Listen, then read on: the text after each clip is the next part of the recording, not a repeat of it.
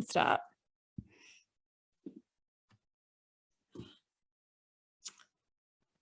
Okay, we might get started as people are slowly joining because there's a bit of an intro before we get to Ali and Tamana. So I will get started.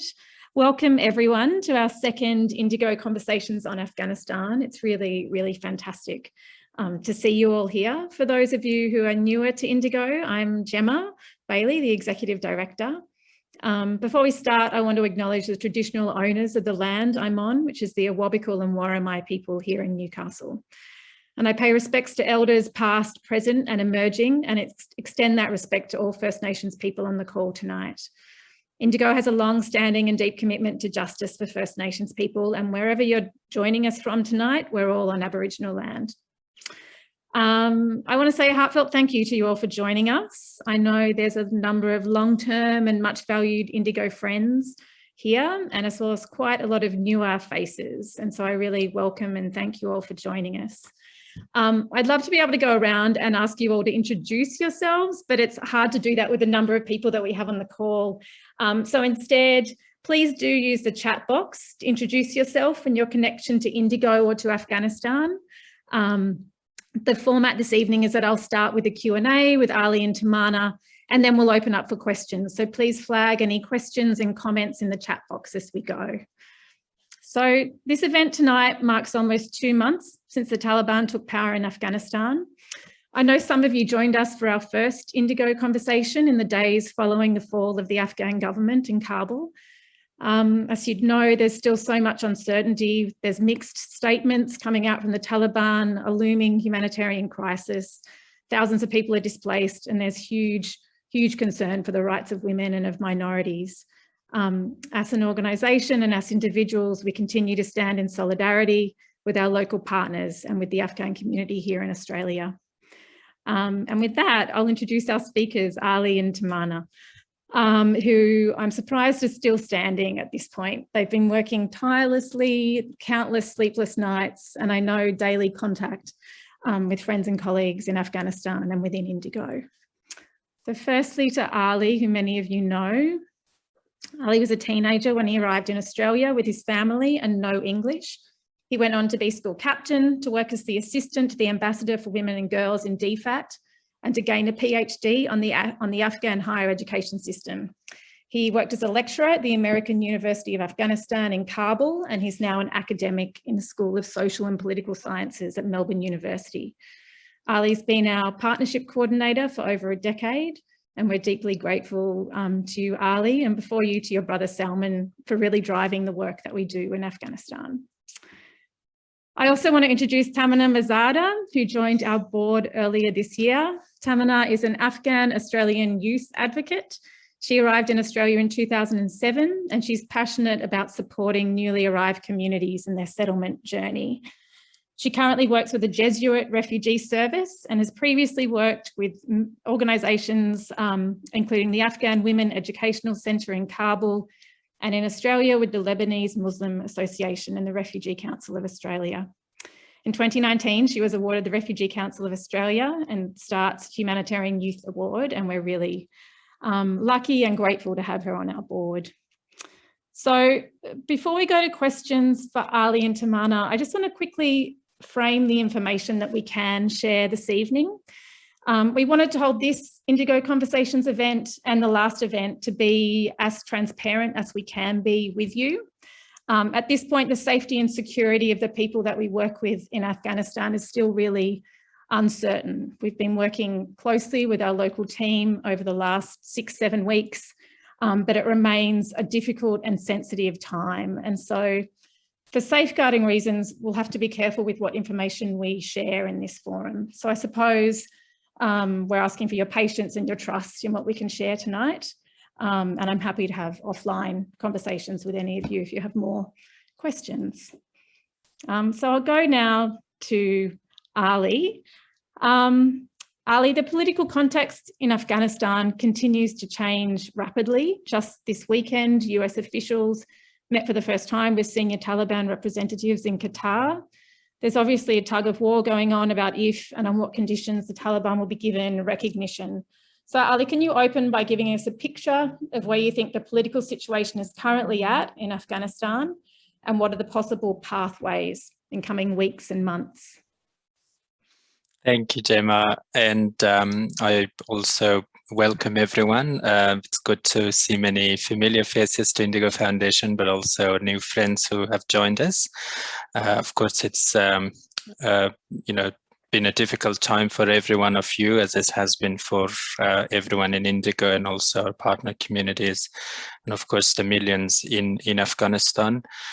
Before I start with the political context, of course, this week has marked the International Day of the Girls. It's of course a very important day in the calendar of the year, and as a father of two young girls, but also as brothers to many sisters who have had, educations, difficult education journeys, but also many students whom I taught in Afghanistan, especially girls who unfortunately their education is stopped because of the change of regime in Kabul.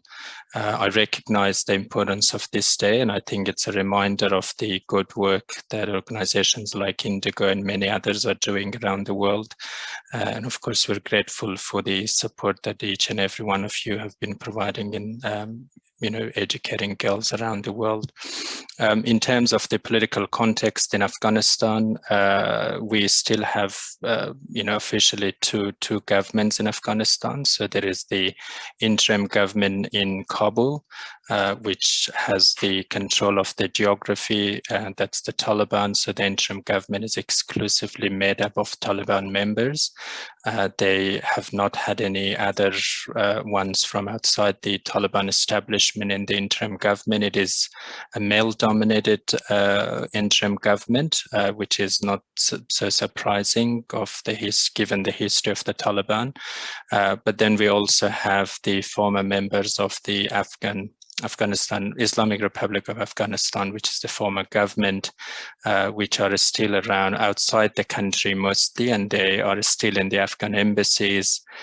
They still have a seat at the United Nations. So in terms of its political context, unfortunately, we don't have a one united government to be, recognized by the international community. So the challenges are still there in terms of this political context that Afghanistan has been in the past 2 months. Within the country, the Taliban, of course, has stabilized and, in my view, more consolidated their powers and their grip on different institutions, especially security agencies. Within the Taliban, it seems to me that there are two levels of divisions that have emerged, and those divisions have made it very difficult for the international community to recognize the Taliban. There is, of course, the division between the, initial Taliban side of the current Taliban, which were mostly from southern, members of, Taliban who are mostly from southern Afghanistan, especially from Kandahar. And then there are the eastern members of the Afghan Taliban who are mostly associated with the Haqqani network. Both of those groups have different international connections. In particular, the Taliban from southern Afghanistan, who were leading the negotiation with the US in the past 2 years in Doha, they seem to have closer contacts with Doha and in Qatar, of course, and then, of course, the US government. But then you've got the Haqqani network, which has a stronger links with Al-Qaeda. They've got a stronger links with the Pakistani intelligence service, and they're mostly from eastern Afghanistan. And that division seemed to have played very strongly in the formation of the interim government. From reports that came out of the formation of the interim government, the southern Taliban seemed to be in favor of a more inclusive government, that is, members of the Taliban, but also members from other ethnic groups, perhaps regional groups. But unfortunately, the Haqqani network took the upper hand. And given the history of the Haqqani network in terms of the many bomb blasts that they had their hands in the past 15 years or so, it has become very difficult for the international community to make any move in terms of recognizing the Taliban. The other division which seems to make it very difficult for the Taliban is that there is a mismatch between their leadership, their top leadership, who some mostly have lived in Doha in Pakistan, and they've had, of course, more experience both in politics and war. And then you've got the younger generations who have been really been the war machine for the Taliban for the past 15 years. And that mismatch has made it also very difficult, because there is a mismatch between the formal statements that they're making and the actions of the Taliban on the ground. So the type of, for example, torture that we see in local areas, the house searches, the random house searches, the difficult environment that some Taliban commanders have made it in some of the provinces. These are the mismatch between what the leadership has been saying in Kabul. And of course, within all of these, there is still armed opposition to the Taliban as well. And the main armed opposition is, of course, two groups. There is the Northern Alliance, who member of the former Northern Alliance, which is mostly in Panjshir Valley, in north of Kabul. That resistance is still ongoing. It hasn't been so significant in the past 2 weeks, to be honest, but that has played a significant role in being resistance in terms of the international community's move for recognition, because they represent mostly the non-Pashtun Afghans, especially the Tajik, which are the second largest ethnic group. But the other opposition, which is really a difficult opposition, is the Islamic State, members of Islamic State, some of whom have fled from prisons when the Afghan government fell on 15th of August. And they have managed a number of suicide attacks in the past few weeks. The most horrific one was, of course, on the Shia mosque in Kunduz province just last week, which, with the local accounts that I've been in contact, killed more than 100 people and injured another 160. There was also a suicide attack in Kabul, which killed and injured another 20. That attack was, of course, at a time when the acting minister of the Taliban had their funeral ceremony for his mother. So people who lost their life at that ceremony were particularly members of the Taliban. There was also an attack in Nangarhar province in eastern Afghanistan. So that particularly is really dangerous. I think it seems that even though the Taliban seem to play down their danger, the danger of Islamic State, but there are reports that they have got a stronger presence than were initially anticipated by the Taliban. And so that resistance is still there, the military resistance against the Taliban. Thanks, Ali. I've noticed quite a few new people have joined, so I'm just encouraging you to use the chat function to introduce yourself, your connection to Indigo, and for any questions as we go through. Thank you for joining as well.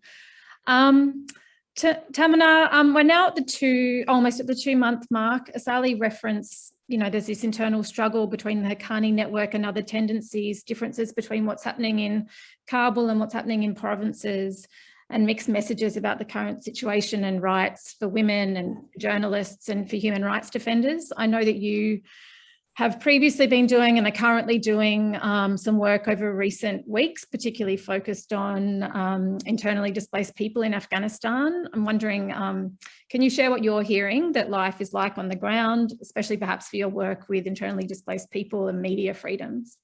Sure. Thank you, Gemma. And yeah, as Ali said, thank you for being part of this discussion tonight. I'll welcome you to learn from our insights and keep supporting us also in our mission to support the people of Afghanistan during this very difficult time.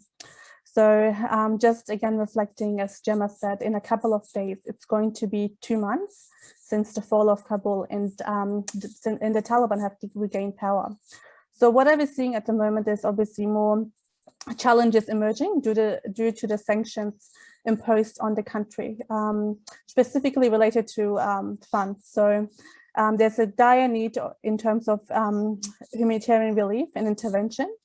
And specifically speaking about that, since August, there's over 500,000 people who have been internally displaced. Many of these people are currently living in Kabul. At the moment, I'm working in collaboration also with a group of young Afghans who are providing emergency relief to the displaced population. So there is some parks, yet alone in the main provincial capital in Kabul, that host nearly over 6,000 to 7,000 internally displaced Afghans. Many of the internally displaced populations are women and children, and that accounts to roughly 80%. Another struggle in terms of the humanitarian crisis, what we are seeing is, given that the sanctions imposed on Afghanistan, there's a limitation in terms of how much funds someone can withdraw still from the bank. There's still remaining limitation of 200 USD per week people can withdraw. And further to that, there's increase of prices for food, for livelihood. This is even higher than it was when COVID first started in Afghanistan. There's no money to pay wages or even buy food, access medication, clean water. And there are currently nearly 20 million people in need out of 38 million population in terms of humanitarian assistance. Another thing we're noticing is there's a lack of news coverage. It's slowly fading away in terms of the information coming out of Afghanistan. Most of the information we're seeing today is also from agencies. For myself as an Afghan, also to my relatives, families and friends who are currently living in Afghanistan, and foreign correspondents. Since the Taliban have taken over, 150 news outlets have shut down. Most of them are obviously local news outlets who were previously depending on international donors to support them. But given the sanctions imposed by the Taliban in terms of how media outlets should operate, there's also now a lack, obviously, of transparency in control. So the new government wants to obviously control what information gets out of Afghanistan. And we have seen this with last month with that horrendous photo, that viral photo of 2 young journalists who were beaten up for covering the women protest. That being said, obviously the regulations imposed by the Taliban, in September, they added 11 new directives that include a requirement. So now it's a requirement for media outlets in the country to prepare detailed reports in coordination with the Government Media Information Center, which is obviously in control by the new government. And on top of that, the role of women. So the role of women has significantly been impacted. We're seeing last month with the new government, cabinet was announced, a full male cabinet. We also saw the disappearance of the Ministry of Women Affairs, which has been replaced with the Ministry of Virtue. Almost every day brings further evidence, you know, that there's a great, it's kind of a reminder of whatever all the atrocities happening to women in terms of women's participation in current public life to what had happened 20 years ago in Afghanistan. So for instance, at the moment, girls cannot go to secondary education, women are not allowed to participate in sport. And at the moment, as well as previously in Afghanistan, a lot of shelters for domestic violence, and also a lot of widows who had been supported by the previous government. There's no system anymore supporting them. So they are being currently left vulnerable, left very vulnerable. And there's over 200 women, female judges, which Afghanistan previously had, all of them currently in hiding, and only unfortunately 30 to 40 who were able to get out recently. And they are now also facing retribution attacks from the Taliban, and also people who they had prosecuted in the past. So there's obviously multi-layered challenges which is slowly emerging now, but at the moment, definitely the dire need is humanitarian assistance, and also protection of at-risk groups, specifically for the Hazara group, Sikh, Hindus, women, people who have been spoken out against the Taliban previously actively, activists, yeah. Thanks, Tamana. It's hard to imagine the scale when you talk about millions of people and the looming humanitarian crisis. I wanted to ask just a quick question specifically about education, because I know that a number of our supporters are interested in that. And our focus at Indigo over the past 18 years has been on education, and in particular gender equity from primary through to university, both in a network of schools in Ghazni province and through the Women's Empowerment Centre in Kabul. So I know there's still much uncertainty about whether girls particularly can attend high schools across Afghanistan, the rights of women to work and female teachers to work. I suppose either of you, what insights can you share specifically on access to education for girls and women, and whether you think the gains of the last 20 years will hold, I suppose? Yeah, Tamana, if you may allow me, I go first.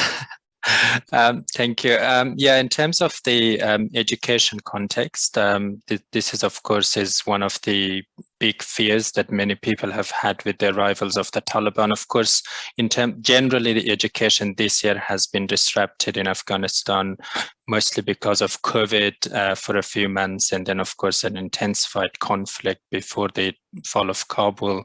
And then since the fall of Kabul, things were shut down for some period of time. But I think what has been, still a positive step is that primary schools have mostly reopened across the country. So that is both for most of government schools and private schools across the country, and both girls and boys are attending primary school. There have been more hurdles for secondary schools and, of course, the university level. The university level, of course, at the private universities and some of the higher education institutions, the Taliban did issue a statement initially when they formed the interim government and allowed them to open.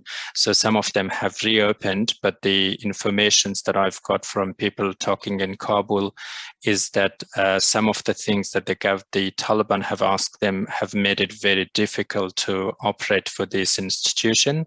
One of the difficulties, of course, is having separate classes for male and female students at the higher education level.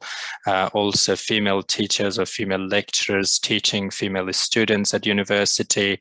They've also been instructed to have separate campuses for male and female students. Of course, this is not new to the Afghan context. We do have some private universities who were operating even before the arrival of Taliban in separate classes, but for most of universities it's quite new, and it has been a challenging time as well because they've of course lost their resources. Some of the students have not been able to go back to their classes, especially girls, because of fear, but also because of financial difficulties. And some of the lecturers of these universities have left Afghanistan as well. So there is a capacity level issue there as well. And in terms of the schools as well, at primary level, there hasn't been a lot of issue, but at secondary level, the Taliban keep saying that schools could reopen if there are female teachers for female students and male teachers for upper level of high school male students. The good news, I think, has just happened last week, where in 4 of the provinces, some of the high schools have reopened. They're mostly in northern Afghanistan. So in Balkh province, for example, in Saripul, in Kunduz, these are areas that some high schools have reopened. In terms of the academic years, there's only about 6 to 8 weeks have left for schools that operate in colder part of Afghanistan, and then the academic year will end in around end of November, and then from December to March will be winter, and then from the 21st of March next year the new schools will reopen. So there is a window of opportunity during winter for more thinking about it. But in terms of our partner schools, as far as I know, in both Borjigay, Jirgay and Besut, primary schools have been open in the past few weeks, but we haven't been able to support them yet. And it's partly because one of the difficulties we've got in terms of supporting them, especially school teachers and providing some support in the long term, is issues around sanctions, the UN sanctions, which is still on the Taliban. And so we're working very actively with other ACFID registered organizations to get permission from the Australian government. And as soon as we secure that permission from DFAT, we would be able to support our partners. But at the moment, that's where things are. So there is this sanctions that is really a blockade of any meaningful support for those schools. But I think in response to the question that Gemma, you made in terms of the gains that have been made in the education, I think two things are very clear. I think one is that the Taliban is increasingly finding out that the educated young people who have had some level of education in the past 20 years, they do have a demand for education, they do have a demand for employment, they do have a demand for civic participation. I think that level of local pressure is very important for the Taliban to maintain some of these institutions open. And the second thing is that people have not given up still for their hope of education to have a better society. And I think that is very clearly a message that is coming up both on social media, but also people that we've been speaking on the ground. Thanks, Ali. That ties well into my next question and also Evelyn's question, which you've touched on. I've noticed there's also a few questions, Nina and Kim, about visa issues, and I'll get to that in a second. But just to go a bit deeper, because I know people will be interested on what we can share about the status of our current work in Afghanistan. I know our priority to date has been on the safety and security of our local partners, seeing out our current obligations and opportunities to get the program restarted as soon as we can. Ali, I wanted to ask a two-part question. Firstly, what else can you share about the kind of current status of our local partners and work in Afghanistan? And then, you know, with this kind of looming humanitarian crisis, and as Tamana spoke to so eloquently, one of the worst droughts on record and winter coming, what do you think our priorities and work might look like in coming months? In terms of our current partnership, as I said, the schools that Indigo has supported in the past 18 years, so they number in 23 schools. At primary level, all of them are open at the moment. Some, of course, have difficulties of maintaining all their teachers, but the schools have reopened at the opening at the primary level. At secondary level, is still, as I said, the difficulty would be in terms of how the whole high school level would emerge in the next few weeks. I think the main thing would be in the next few months are a few things. One is, of course, how would Australian government would respond to the UN sanctions. There are, of course, talks of further humanitarian support for Afghanistan, but mostly through UN agencies and international development agencies, not directly, any aid for the Afghan government or the Taliban government. And that was the case even with the G20 meeting yesterday that concluded that, about $1 billion would be sent for humanitarian assistance to Afghanistan, but that would be given mostly to UN agencies and other agencies. From the UN agencies in particular, there have been high-level meetings between various UN agencies and Taliban officials in Kabul. I think that's encouraging, because that would hopefully open more ways for direct aid to receive to Afghanistan, but also I think programs like ours to perhaps restart in a more stronger footing. And of course, the bigger issue is around sanctions, of how Australia would respond to that. And we do have that window of opportunity in winter in terms of any meaningful support for education beyond March next year. The other, of course, a looming crisis which is happening in Afghanistan, which Tamana alluded, is the humanitarian crisis. This is really difficult. Even from our partner communities, we are hearing calls for more support, more immediate support in terms of food support, for example, medicine support and things like that. Again, all of that in terms of how we could support really at the moment depends on what would be the nature of Australia's response to sanction. But I'm glad to say that some UN assistance have arrived in Ghazni province, for example, in other parts of Afghanistan in the past 2 weeks. They've been very limited to most families, because it has become so difficult now in Afghanistan to distinguish who is the needy or the most needy person or family.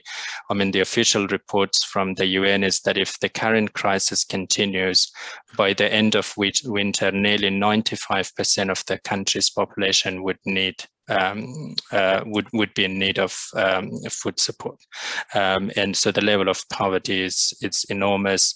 We've been hearing really sad stories around the humanitarian crisis. Tamana alluded, but the one that really shocked me, I think, on the first week of October was a displaced woman from Baghlan province. She actually sold one of her girls. I think the girl was 1.5 years old, for the treatment of her second girl, who was 13 years old. And I think those stories would probably become more common across the country with the level of poverty. The world, in my view, has arrived at a very difficult moment with Afghanistan. At one point, we are dealing with a country where you've got the Taliban as the government, but you've also got millions of people who are in need of support. And we know that if nothing has been done in terms of education, health, and other basic support, the crisis would deepen in the winter. And the consequences of that, no one knows, because of course poverty is strongly linked with ongoing conflict and instability. Thanks, Ali. And just because I know many of you on this call are supporters of our Afghan schools work, just so you know how we're managing it as an organisation, and to be clear about that, basically we have funds raised that people have given specifically for our schools work. At the moment, they're kind of ring-fenced, we're leaving those there to resume the schoolworks as soon as possible. Separately to that, as many of you know, we've had a solidarity appeal, and that's the money that we would be using that we are using to support those immediate needs. So just to be transparent and clear with you about that. So I just wanted, I know there's been a few questions about visas and settlement issues. I'm just going to turn back now before we open up to questions to Australia, to the challenges of visas, and some of the work that the Australian Afghan community have been doing here. You may have seen in the media that on Monday it was confirmed that over 100,000 Afghan nationals are seeking visas from Australia. At the moment, the government has so far announced 3,000 additional places for Afghan nationals. So Tamana, I'll go to you first, because this is really your bread and butter work. What are some of the challenges that you're seeing with settlement in Australia, and what are the Australian Afghan community calling for? Yeah, thank you, Gemma. First of all, it's important to note that since August, there's been 4,000 people who have come here from Afghanistan. Majority of them are on also the temporary relocation visa, which is the 449 visa subclass. But there's also people who are on humanitarian visas, which includes permanent residency, but they're mainly for locally engaged employees, including interpreters, who have previously worked with the Australian government in Afghanistan. So in terms of challenges, I think from a service provider perspective, it's really important to again acknowledge we're still in a pandemic. So most of the service delivery that is provided to refugees is also going to be virtually or online or over the phone. That being said, when a lot of the Afghan refugees who have arrived to Australia, they had to spend 2 weeks in quarantine. We've seen people coming on their own, isolated, unaccompanied minors. We've seen people also with lack of networks coming here with no attachment or connection to Australia, but at risk vulnerable groups. So there's a lot of mental health issues a lot of people are facing at the moment in terms of providing that support. And that quarantine time also adds to that, can add as a trigger in terms of providing fast responsive support, specifically on arrival to Australia. The next stage as part of refugee settlement, it's obviously important for them to have a caseworker. So in Australia, people who are get those temporary 449 visas or from the 200 subclass visas, they get a HSP caseworker allocated to them. Unfortunately, because of COVID last year, 5,000 spots for the humanitarian program were cut, 5,000 to 7,000, and there was less of capacity given to service providers now to deliver support. So at the moment, one of the main challenges I'm hearing is that it's taking time for some people to be connected to services, to support, to access their special payment benefits in terms of accessing housing support. For kids, it's difficult to obviously start schooling, given that there's lack of capacity for the caseworkers to provide support. Again, for employment, a lot of people have, before they came to Australia, they had either burned their documents or threw them away in fear of if the Taliban had found out they're an educated person or they had previously worked with a foreign government. So again, now when they're resettling here, another issue that they will face is that recognition of prior learning and experience without having that evidence. And also at the same time, I think the main challenge now is also settlement process. It's really important for them to feel welcome.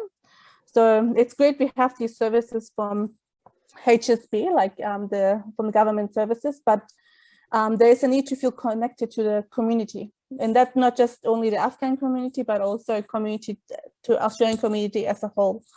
So one of the great ways for that to happen is obviously through community, for example, through mentoring, being provided with support. And leading up to your next question in terms of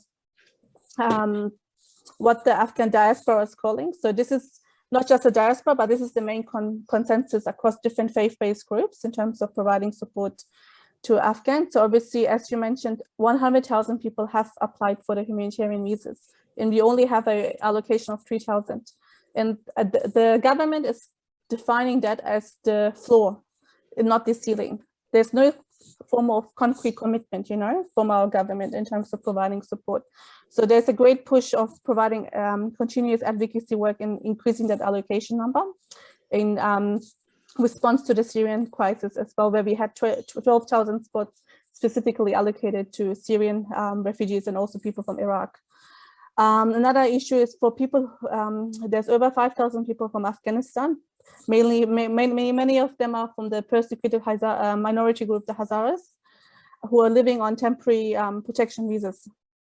So one of another ask is obviously allowing people on temporary visas to be given permanent residency, as permanent residency can lead to having a dignified life. And that means also being able to access employment, education, going to university, and starting a life in Australia as a whole. And the final ask was also family reunion, and that means expediting family reunion processes for people from Afghanistan. Australia has a very slow system for family reunion for people from Afghanistan, and unfortunately it's deprioritized by the department, not prioritized, and it can take up to years for family reunion to happen. So as I mentioned, there's lack of options for people from Afghanistan to come here, given that there's such a small allocation. That family reunion could help, because that would mean another visa subclass is available for people to apply and to come here to be reunited with their family, especially those at risk visas. So there's a lot of different challenges the community are here collectively working together. The Afghan diaspora community, different faith-based groups. And obviously for this challenge and for this to happen, it requires long-term coordinated advocacy on all levels. And it's, from my perspective, it's also important for us to, as people who have some connections with Afghanistan, to still be in contact with our local MPs, write them a letter, inform them that we are concerned on what is happening, that we have not seen a solid commitment yet. And also expecting more, given that Australia did not hesitate to join the US, join the UK, join other foreign forces when we entered the war in Afghanistan. But we are hesitating now in terms of accepting more people to come through the humanitarian program. Thanks, Tamana. And we can share some of those links again after this call. Indigo has been a part of supporting statements from the Refugee Council of Australia and other organisations on those demands for visas, and we can share some links after that. So my last question, I just wanted to pick up on Tamana's comments about the importance of creating connection as part of the settlement process. And on that point, we have some really exciting news to share, really for the first time tonight. So as many of you know, at Indigo, we've had a long commitment to supporting refugee rights and to working alongside diaspora communities here. Over the past few months, we've been working on formalising a collaboration in Australia with a local organisation called the Community Refugee Sponsorship Australia. Our patron, who many of you know, Libby Lloyd, is the chair of that organisation. Ali is on the steering committee, so there's already quite a lot of connections there. And as a pilot, we've agreed to become a supporting community organisation, meaning that we'll be hosting a small number of local mentoring groups that will be linked to refugee families in Australia. So I feel like it's a exciting development for us. And as my last question, Ali, I wanted to know, do you want to speak a bit more to this work and perhaps how people can become involved? Yeah, thank you, Gemma. And I think, yeah, and as I'm speaking about, the general support for the Afghan community here and what the Australian government is doing, also respond to some of the questions that Nina has put in the chat box. They're all, I think, linked somehow. So as Gemma said, I am on the advisory panel for the Minister of Immigration. So we have been working really around a number of issues specific to the Afghan community or Australian Afghan community here. As Tamana alluded, we've got about 5,400 Afghans who are still on TPV and SHEF. So these are temporary protection visa holders. We still have thousands of people who have arrived by boat. They got their permanent residency before 2013. And in the past 8 years, they have not been able to bring their families. So they've applied for partner visas, but they've been waiting for years and years. And it's partly because there was a direction from the minister known as Direction 80, which basically said that anyone who have arrived by boat, their visa processing, their citizenship application, their family reunion, everything would be the lowest priority for the department. And then, of course, we had a huge call during this crisis in Afghanistan, recent crisis, for an increase of humanitarian intake. What we've done in the advisory panel is we have put a new proposal to the government in terms of considering the community's call for increased humanitarian intake. We have also asked the government to allow the Afghans to apply for skilled visa, regional visas, but of course the family reunion visa for people who have arrived by boat.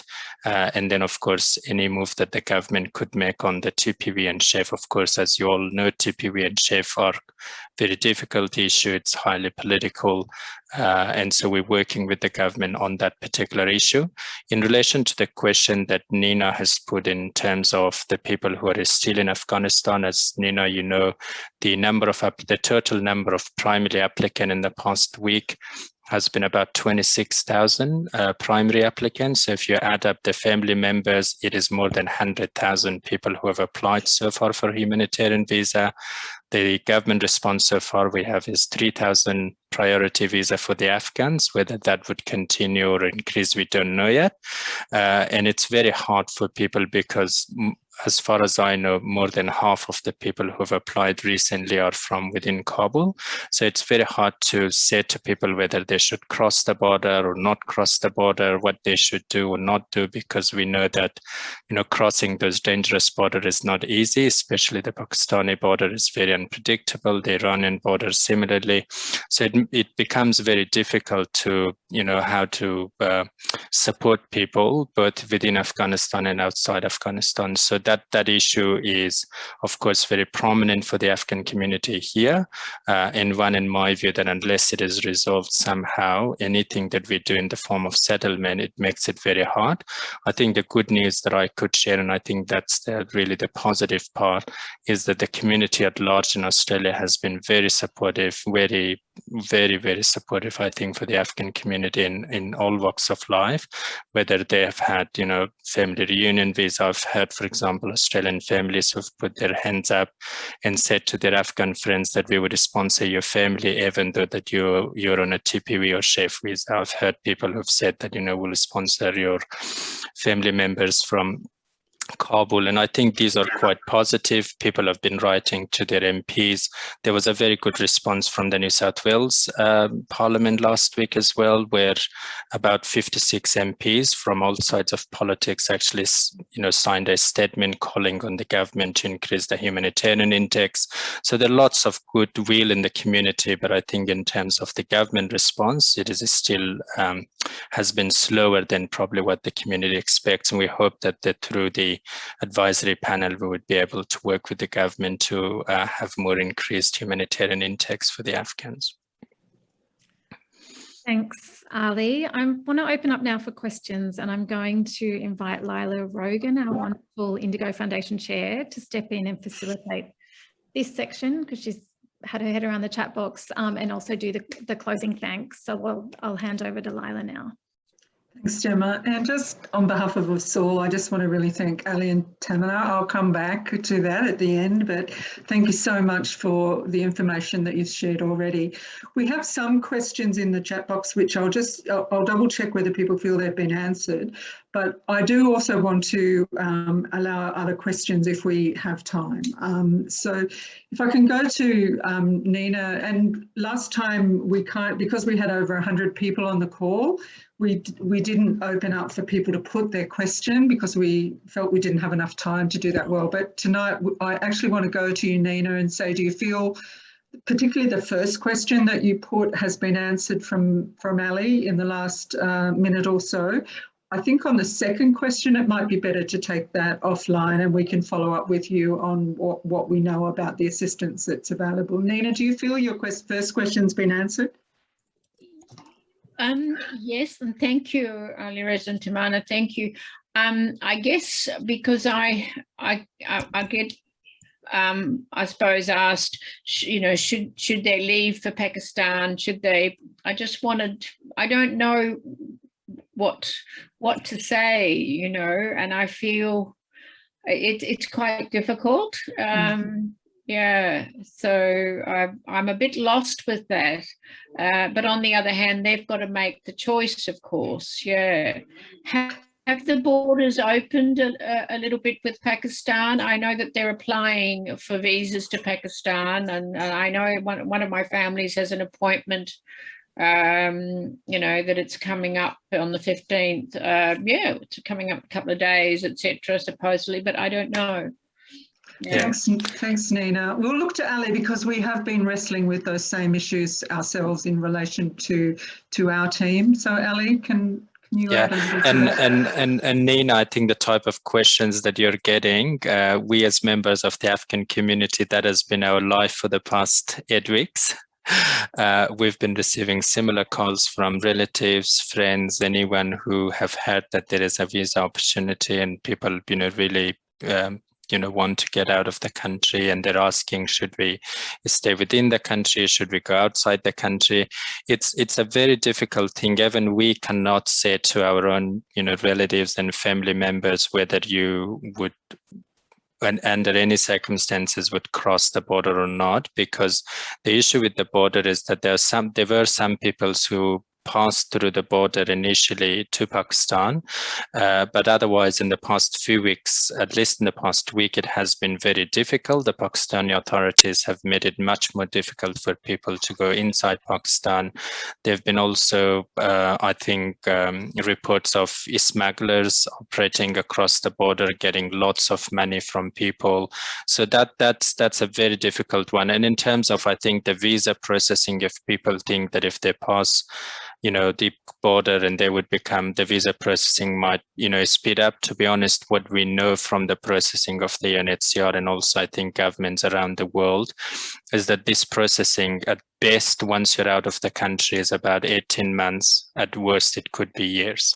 I mean, we've got people of refugee backgrounds in Indonesia who have got UNHCR status, refugees, and they've been waiting for more than 10 years. In Pakistan, similar thing, in Iran as well. I mean, this is partly because we've got a world where, 21 million refugees are now with UNHCR, and the number of visas every year given to people from, countries, refugees, that they accept refugees, is at best, it's about 300,000 or so a year. So it's quite difficult for people to make those choices, and it's very hard for anyone to give any advice to these families. Thanks so much, Ali. Nina, we might follow up with you kind of beyond the meeting to pick up some of the specifics, particularly in your second question. Thank you very much. Can I, and if you have a question, just because I can't see everyone on one screen, if you have a question, can you just put your name in the chat so I know that people want something answered? I'm going to look to Kim Sattler now and just see, Kim, whether you feel your question was answered, which was about Australia's humanitarian intake in the current scenario. Unmute, Kim. Sorry. Yeah, I think that's been answered. We just got to put more political pressure on MPs by the sound of it. Yep. Yeah, thanks so much, Kim. If I could go to Jackie from ARDO, just to say hi, Jackie. And Jackie had a question about internet access in schools, particularly for girls. Jackie, do you want to speak to that briefly? Mute again. Sorry, this is, we're going to... unmute. The strategy, I guess it's long-term because the immediate issue is humanitarian aid, but in terms of the girls' access to education and women's right to work, if we can get solar power with internet access into provinces and villages, districts, extensive, and obviously it's through the United Nations and, broader aid, schools for secondary schools for girls or secondary education can continue online, and we can get programs translated into their languages. It doesn't have to be Dari, the so-called official language now. But so I wondered what sort of strategy there was to do that, so that we can continue, and we can continue education for girls. It's certainly something, and women. It's certainly something that we at ARDO are trying to do long term, but we're running programs in villages as we speak, the 5 villages still, and I'll finish at the end of October. Then we're going to do the same in other, the 12-month courses for women in villages, but they're on hand. But with internet, you can really get some good education. You do secondary, you can do degrees, postgrad. Women could set up small businesses, like selling embroidery or selling agricultural produce online, and marketing, those sort of things. So that can sort of make the Taliban sort of irrelevant in some areas. We've got to do that. That can be our mutual goal, maybe. Yeah. Ali, did you want to comment? I think what I would say is, while we do have a focus on the short-term sort of immediate needs, we are very committed to staying involved for the long haul. And so we will be looking at those questions of how to facilitate access going forward beyond this immediate crisis very much. So, Ali, did you want to comment? Yeah, I mean, I taught an online course when I was at American University, when the university was bombed by the Taliban in 2016, and unfortunately, killed my students and colleagues, and then shut the university then for 4 months. And during that 4 months, we offered online classes for the first time in the history of Afghanistan's higher education through the American University. But I think there were a few difficulties in terms of how you could do online education. I think it's probably a long-term strategy, but it needs proper facilities. When we were teaching to our students, there were at least, more than half of our students who, in my view, were the middle class of Afghanistan, didn't have access to computer. they didn't have access to, regular electricity. In some of the villages, which are our partner communities, they do have basic electricity, as in terms of lighting a few bulbs at night time and, charging their phone. But whether that would be enough to run online classes, that would be another issue. And the other thing in terms of education, yes, informal education, basic literacy and numeracy, I think, are those things that could be done outside of, an unauthorized government. But we are dealing with a world where formal recognition really matters. So, yes, at the basic level, I agree. And I think those, non-formal education could support some of the things that perhaps would be missed. But in terms of whether that would be a substitute for schools, I think Afghanistan has a long way to do that. Thanks so much, Ali. I just want to talk with Natalie. Natalie had a very specific question, and Natalie, if you're okay, we might follow that up with you afterwards as well in terms of how to contact Indigo. And I want to check that Evelyn, you felt your question about the current situation with schools was answered. I think Ali dealt with that in a fair amount of detail. Yes, that's fine as far as I'm concerned. But I was wondering whether with anything specific we should be doing just individually, or do we just sit on our hands? I might have a go at that one. I don't think we're sitting on our hands, but I think we have to take great care in how we reposition our support and how we do that in a way that's safe, and how we do it in a way that really gets to the needs that the communities are identifying and the priorities that they're identifying. So we'll move as fast as we can, I think, with that, and the support that many of you, if not all of you, have given to our efforts in that regard in the recent times is much appreciated. Is anyone sitting there with a pressing question? Because I think I've covered off the questions we had in the chat. You'll need to flag, or Jackie? I've got one. I want to do, and it's in the chat, about regarding visas and increasing the intake. Did Indigo put in a submission on all of those things that Ali, Reza, Yunespour talked about, in the numbers, the TPVs, the accelerating? I might let Gemma speak to that. If we can get a Senate recommendation to DFAT and the government, that would be very helpful. Thanks, Gemma.